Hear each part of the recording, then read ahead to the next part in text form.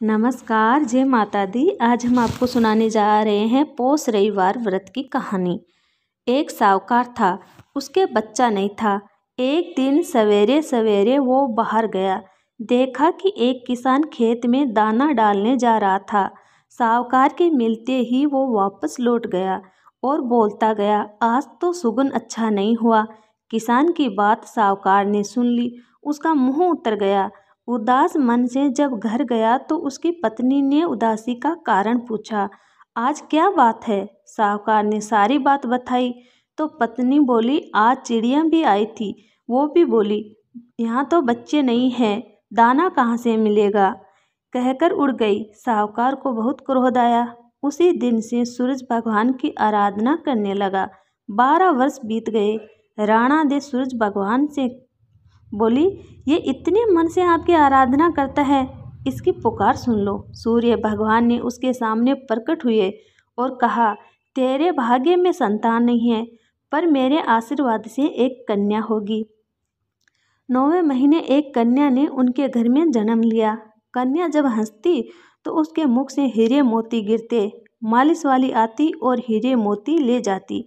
1 माह बाद मालिश वाली का आना बंद कर दिया तो उसकी माँ को हीरे मोती मिलने लगे। उनके घर में बहुत धन दौलत हो गई। उसके पिता ने सोचा, लड़की बड़ी हो गई है, उसकी शादी कर देते हैं। उसकी माँ ने कहा, मेरे उठते ही इसका मुंह देखने का नियम है, क्यों नहीं हम घर जंवाई रख लेते हैं। एक गरीब लड़का ढूंढा और उसकी शादी कर दी। शादी के बाद रोज सुबह उसकी माँ उसको उठाने जाती तो लड़कियों को बुरा लगता, तो लड़की ने प्यार से समझा दिया कि माँ के मेरा मुंह देखने का नियम है। एक दिन जवाई ने लड़की को उठा दिया और देखा हीरे मोती उसके मुंह से गिर रहे हैं। उसने उठा लिया। लड़की की माँ आई तो समझ गई कि जवाई को पता चल गया है। उसके मन में लालच ने घर कर लिया। उसने अपने जवाई को मारने के लिए एक आदमी को भेज दिया। आदमी ने जवाई को मार दिया और उसका सिर सासू को लाके दे दिया। राणा दे ने और सूरज भगवान ने सोचा, हमारी दी हुई लड़की के पति को मार दिया, उसकी रक्षा करनी चाहिए। सूरज भगवान ब्राह्मण का रूप धारण करके गए और भिक्षा में जवाई का सिर ले आए। अंग जोड़कर अमृत का छांटा लगाया और उसका पति जीवित हो गया। लड़की के पौष रविवार का व्रत करने का नियम था।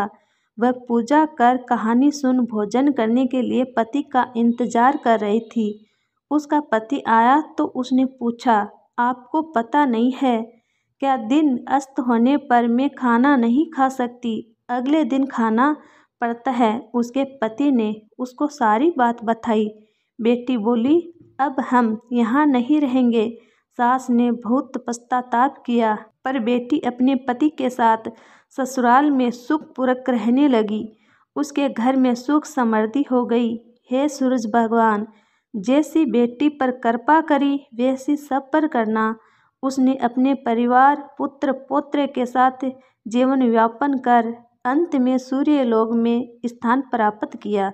जय बोलो सूरज भगवान जी की जय।